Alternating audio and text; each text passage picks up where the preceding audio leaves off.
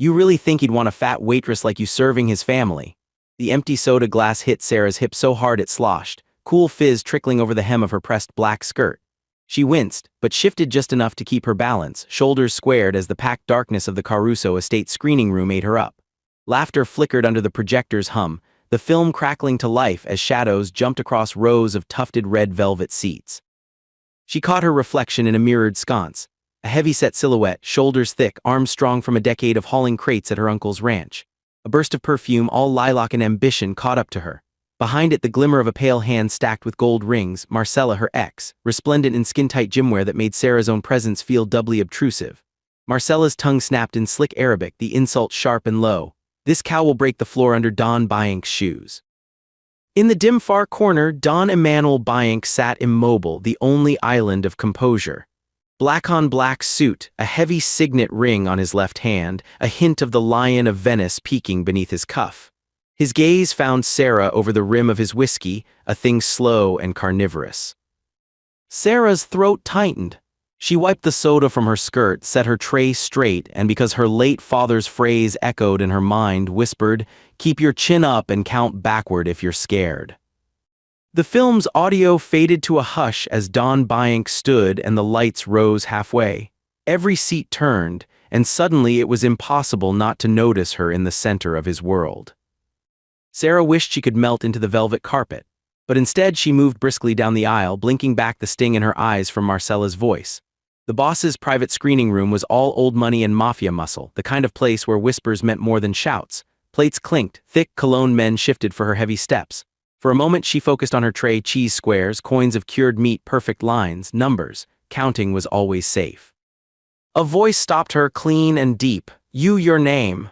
The cadence was clipped, unmistakably a command. Her heart lurched. "Sarah Morneau, sir. I'm just filling in for Alma tonight."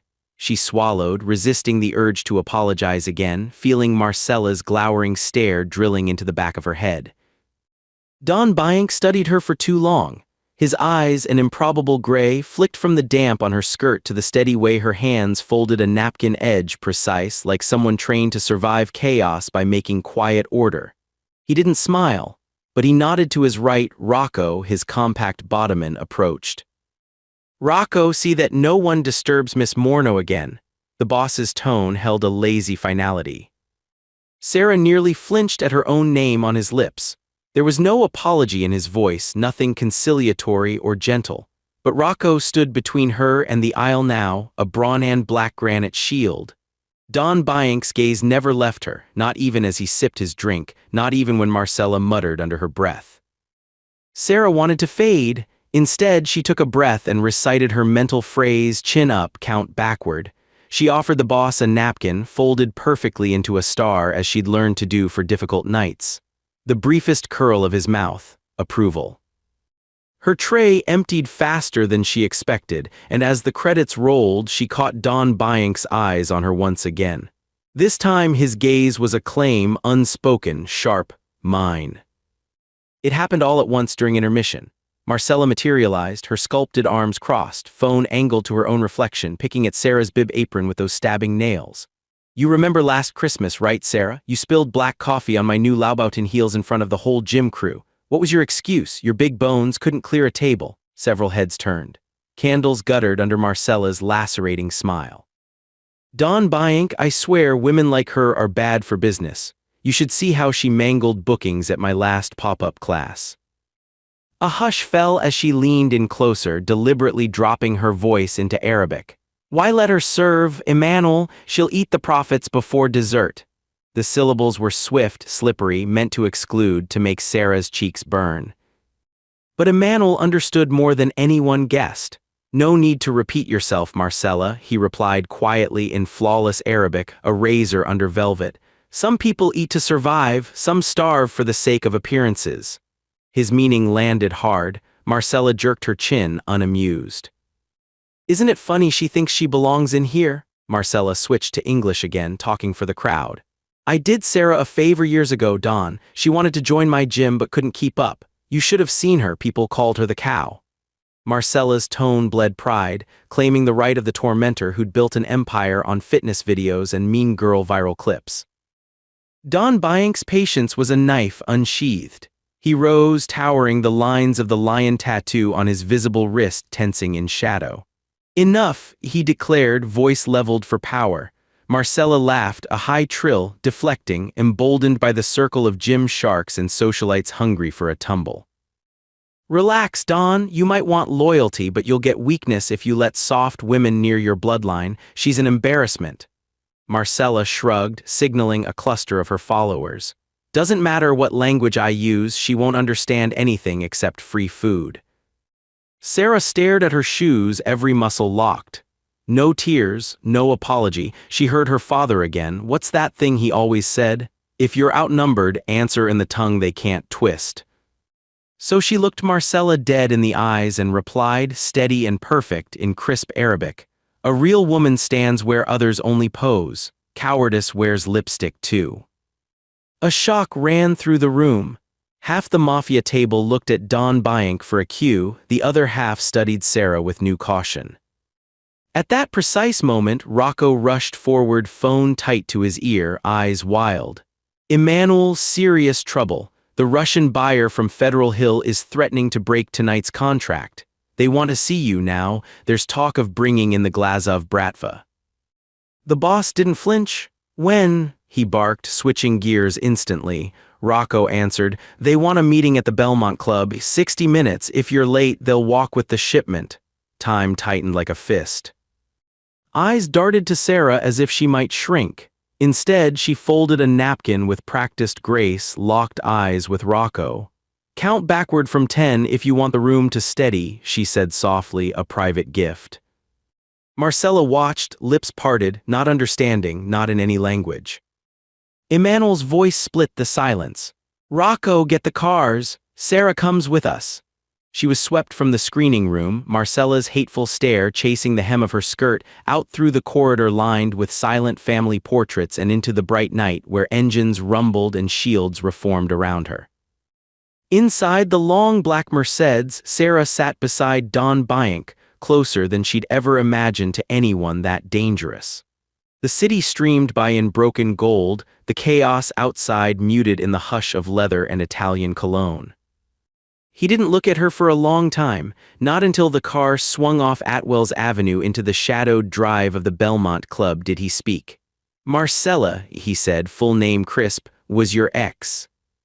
She nodded once. I was 19. She was louder always, made me believe her version of me. Sometimes I think I don't know who I really am anymore. His gaze found her direct and unsettling. You're different from the others, Sarah Morno. I watch detail, the way you fold a napkin like you're folding time, the way you listen, even when they try to humiliate you. Sarah's chest ached with both shame and something unfamiliar, pride. My father used to say, a woman's worth isn't measured in eyes that stare, but in the quiet she can withstand. Emmanuel's voice softened, smart man. She laughed, caught off guard, maybe just tired. The car stopped, 2 bodyguards flanked the door, but Emmanuel dismissed them with a flick of his hand. His left hand, where his signet ring glinted and the black lion tattoo crouched bold against his skin. You're safe with me, Sarah Morno. His cadence thickened, her name drawn longer, weightier. No one touches you. He stepped out, offered his hand. She took it, startled by the heat. Inside, the Belmont Club buzzed with tension, Russians huddled near the private whiskey bar, their briefcases shut tight, translators quietly speaking into earpieces. Lines were drawn everywhere in language, in loyalty, in blood. They wound their way past a wall of frosted glass toward the club's back war room. Bodyguards, Rocco, and another sharp-faced man in a Brioni suit, Lazar Glazov, notorious for collecting confidences and breaking them with equal glee. Sarah's skin prickled, she leaned in, her voice lower. You're hiding something, she whispered, not just them, you. Emmanuel didn't blink. Tonight's contract isn't only money, they want to buy into our family, they believe someone here is leaking information. Sarah let his words settle. The air tingled with expectation. For a heartbeat, she wondered what it would feel like to belong, really belong, to know her presence commanded more than silence. He brushed her hand, light and brief, voice lower, gentler now. I want you in the next room, safe, listen, watch. If anything happens, Rocco gets you out no matter what. He paused, looking hard into her. Promise me, Sarah. She drew from the phrase she'd learned, chin up, count backward. I'll listen, I always do. They moved as one down the diamond-lit corridor into the back office where everything would change. A storm pressed at the glass. She could not, be a bystander any longer. The war room was a cold chamber of glass, steel, and threat. Maps of Providence lay spread on the table, but what caught Sarah's eye was the ledger, open and exposed, numbers crawling in unfamiliar code. She hovered near the doorway, heart racing, replaying every word Marcella had flung at her, every slight as one of the Russian buyers handed Emmanuel a slip, a coded phrase in rapid-fire Cyrillic. The interpreter mumbled, unsure. But Sarah didn't need the interpreter. Her mind drew connections, letter sequences, the way she'd always done when frightened, count, decode, reorder. Something flickered in a margin, a familiar pattern, NSA frequency, her old work notched in her memory. Before the ranch, before heartbreak, she'd buried that part of herself. Now, as Lazar Glazov scrawled his threat in perfect Russian, Sarah stepped forward, voice ringing out crystal clear in Russian. You won't walk from this contract, Glazov. The coded wire is a bluff. The ledger you think is protected, 3 errors here, here, and here. With trembling but certain fingers, she pointed. Rocco half rose, stunned. How the? Sarah coolly met Emmanuel's gaze, a tiny smile. The pattern solved itself under her touch. Federal Hill is not so far from D.C. if you can read in layers. Lazar paled. Who is she? His hands gripped the table. Don Bianc answered at full bore now, pride and danger mixing. Sarah Morno, she is with me. The interpreter, now cautious, double-checked the codes, eyes widened. She's not wrong. Emmanuel moved in, predatory, lifting Sarah's chin for every Capwargime, every outsider to see. This is my family's cryptographer, my queen in this room. His voice thundered. For the first time, even Marcella, brought in under false pretense as a side consultant, looked suddenly breakable. That was the moment Sarah noticed Marcella's phone still open, a thread of messages in both English and Russian. Hidden contacts, prices, shipment schedules, she was Glazov's inside source. Layer 1 insult merged seamlessly with Layer 2 betrayal. Sarah's answer was short, hard, a line of defense. You trust a coward, you lose your crown. Capos rushed Marcella, her bravado crumpling. The Russians, recognizing the power shift, began to negotiate desperately, but Sarah's fingers danced nimbly through the ledger, unraveling every shadow account, every double cross. At the head of the table, Emmanuel didn't just watch anymore, he reached for Sarah, his palm cradling her jaw, voice rough as gravel. All debts paid, you stay with me now, Sarah. Consequences zipped through the room. Marcella was led out, no stiletto pride, just silence and cuffs. Glazov's men shrank, their power broken not by muscle, but by the woman nobody thought to fear. It ended back at the mansion, dawn creeping across the hill, a new quiet drawn in layers of silver and blue over the Rhode Island sky. The household had stopped whispering her name like a slur. Now they spoke it with awe. In Emmanuel's private study, Sarah found herself at his side, both atop the marble balcony, watching Federal Hill come alive. Below, the fusillade of the night's chaos faded, replaced by the hush of fealty restored and enemies ousted. Rocco presented the family signet, heavy gold carved with the Lion of Venice. Emmanuel turned the band in his thick fingers, then publicly pressed it into Sarah's palm. He addressed the circle, capos, lieutenants, even Emmanuel's mother, her eyes glinting approval. Sarah Morno is not a servant, she is not a target, she sits at my right. Silence deepened, acceptance undeniable. He turned to her, voice low, almost intimate. Sarah, he said, no last name necessary now, you know why you're here with me. She felt dawn burn the stone beneath her, pride sharp in her chest. Because I answer in every language they can't twist, she said, and because I never broke when they tried. Emmanuel lifted her hand, slid the lion ring onto her finger, unmistakable, public, irrevocable. Possession, protection, promise. Sarah faced the family, not a whisper of apology left in her voice. From here on out, no one eats before the queen, not in this house, not anywhere. If you loved watching her transform from invisible to untouchable, hit that like button. Share this story with your fellow dark romance addicts. Subscribe to the channel for more thrilling mafia romance stories. See you in the next story. The cold marble pressed under Sarah's wrist as she turned from the balcony, the ring heavy on her finger. The room had changed in the last hour. The same dark velvet, the same echo of echoed footsteps, but every pair of eyes now sought her out with the sharp expectancy reserved for those who'd snatched power from the jaws of hazard. Somewhere, candles guttered, leftovers of the night's earlier farce, and the aroma of spent adrenaline still mingled with old cologne and fresh promise. Don Byank's mother, regal as a Byzantine antique statue, stepped forward. Her hair steel and black framed a face that missed nothing, a smirk ghosting her lips. She pulled Sarah in for a kiss on each cheek, then pressed a soft prayer in Italian to Sarah's ear. La forza ci hai mostrato sarei temuta e amata allo stesso tempo. The strength you've shown, you'll be feared and loved, both. Sarah squeezed the older woman's hand, pulse fluttering. She recognized the calculus in that acceptance. It was a blessing and also a challenge. Now, as the lieutenants filed out, Rocco lingered at the door. He gave Sarah a crooked, conspiratorial grin. Never seen them look at anyone like that, except maybe when the feds kicked in the wrong door in 7. Queen suits you. Sarah grinned shyly, but she felt it. A tectonic shift inside, the slow stirring up from the ballast of humiliation into something keener.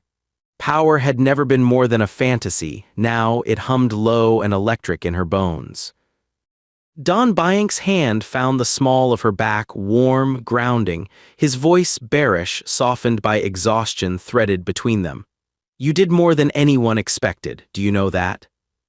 She shook her head, voice barely above a whisper. I only did what I've always done. I saw the pattern. I couldn't let them win with a lie. For a moment, Emmanuel was silent, eyes digging into hers, not searching for weakness, but for the point where courage shaded into vulnerability. A king is nothing without someone who cuts through all the noise, all the threat, all the self-doubt. He thumbed the ring on her hand. You see me for what I am, not just what I represent. He led her into his study, the one he opened only for business and for those he trusted beyond blood. It was startlingly intimate in its ordered chaos. Shelves of trial ledgers, childhood photos tucked beside boxes of cigars, a battered chessboard mid-game, black and white pieces held in perpetual contest. Sarah sat, hands restless. I'm afraid I'll wake up and you'll send me back to the ranch or the kitchen and none of this will matter. Emmanuel sat across from her, folding himself like a wolf at ease, one never fully safe to approach. Say it, whatever it is, you earn the right to speak freely every time. Amidst the hush of dawn pressing up against the glass, Sarah found her tongue, brittle at first but steadying. I didn't think I'd ever belong anywhere after how Marcella undid me. I thought I'd keep my head down forever, carry trays, and no one would ever see me. But you saw me. He stood, came to her, knelt, unthinkable, this man who could order executions with a phone call. His hands bracketed her knees, anchoring her. What she did to you, what you survived, makes you more, not less. I see the weight you carry, Sarah, and I swear, here you are never invisible again. His voice grew hoarse, raw from sleeplessness and relief. All my life, I trusted only those born to this, my mother, Rocco, a few men forged in the dirt of back streets, but I need someone who sees through deception to the bone. He looked up at her, vulnerability sparking in the lines at the corners of his eyes. I need you. Something unfamiliar twisted inside Sarah, gratitude, disbelief, a pulse of wants that had nothing to do with survival and everything to do with being chosen. She traced the lion on her ring, the metal already warming to her skin. Say it again, she whispered, not quite trusting her senses. I need you in every way. Those who loved you small can go to hell, Sarah Morno. The last vestiges of humiliation slid away. She touched his cheek, thumb brushing the hard jawline, the bristles there a proof of reality. I let myself be small for too long, I'm ready to be seen. A sigh escaped him, a surrender held in for decades. He rose, drawing her up with him, and for a moment the air between them thinned into something volatile and sweet. There was a new knock at the study door. Rocco, again awkward, sheepish but determined. Boss, Sarah, there's a crowd gathering outside the gates, reporters mixed with Marcella's leftover gym crowd. Rumors are flying wild as hell. She's already posted about the Mafia Queen on her feed, might need you both out front. Emmanuel groaned, but Sarah stifled a laugh. Some things never change. But Rocco only grinned, his lopsided mouth a promise. Nah, they're not here for Marcella now, they're here for you. Emmanuel squeezed Sarah's hand. Ready? Under the swagger, his tone was gentle, uncertain. He would not force her now, not after everything. Sarah drew a breath, feeling the cool drag of the lion ring, its promise, its threat. Shoulders squared, she pulled his hand with hers. Let them see, but this time they don't set the story, I do. They swept from the study, through hallways thick with the scent of newly cut flowers and gun oil, portraits giving way to open windows. The front foyer gleamed, marble floors echoing with the hush of anticipation. Sarah blinked in the press of early sun, crowd already thick past the gates. Phones up, flashbulbs ready, whispers cresting in the half-fearful awe reserved for rising legends. She hesitated for a breath, a battle with the same old impulse to shrink. But Emmanuel's thumb brushed the inside of her wrist, a silent, steadying pulse. They stepped outside together.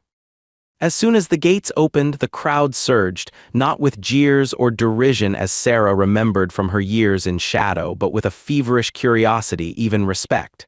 Someone shouted, "Is it true? Did you save the family? Are you running things now?" Rocco barked back, "There's only one queen tonight," half a joke, half a challenge. Reporters clustered, cameras wagging. Sarah held up a hand not to shield herself but to signal calm.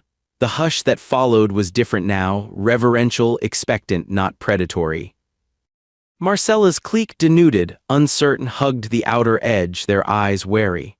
Marcella herself was nowhere to be seen, likely detained or hatching schemes in her own private purgatory. Sarah spoke first, voice ringing.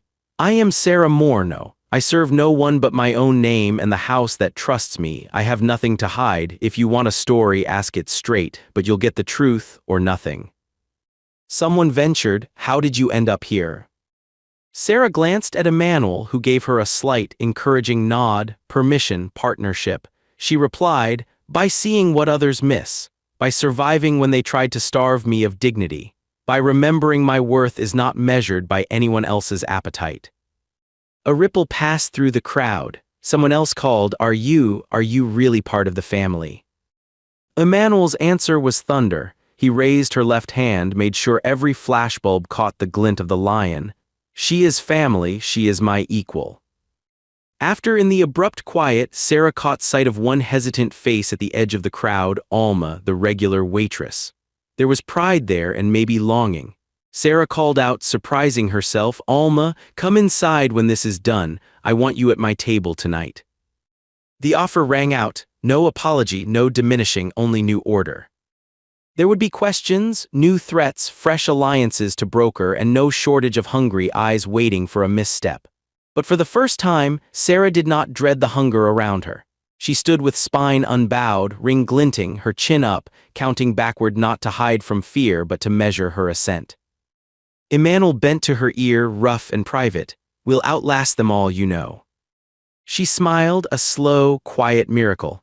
"Let them count me out. I only ever needed one person to count me in." From the gates of the Caruso estate to the deepest circles of Providence power, word spread before the morning burned away the last of the night.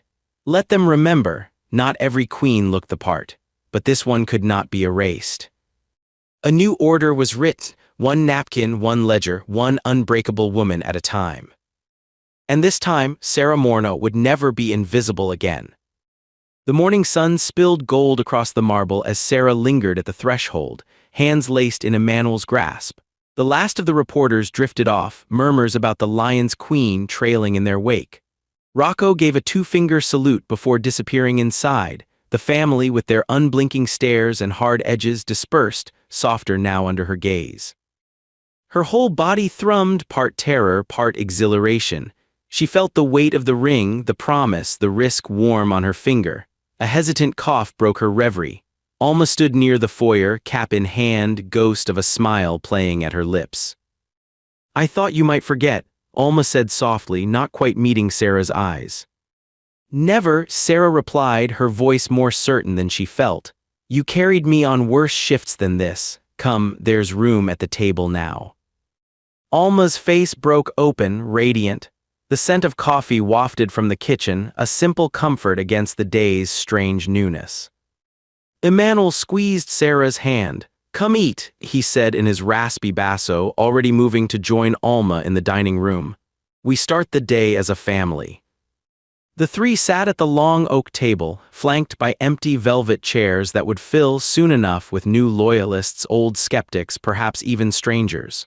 Alma poured coffee, Sarah steadied the cream jug with a napkin, winking. For luck, she quipped, and Alma grinned, nerves easing. Emmanuel watched them, his expression shifting from shrewd to fiercely proud.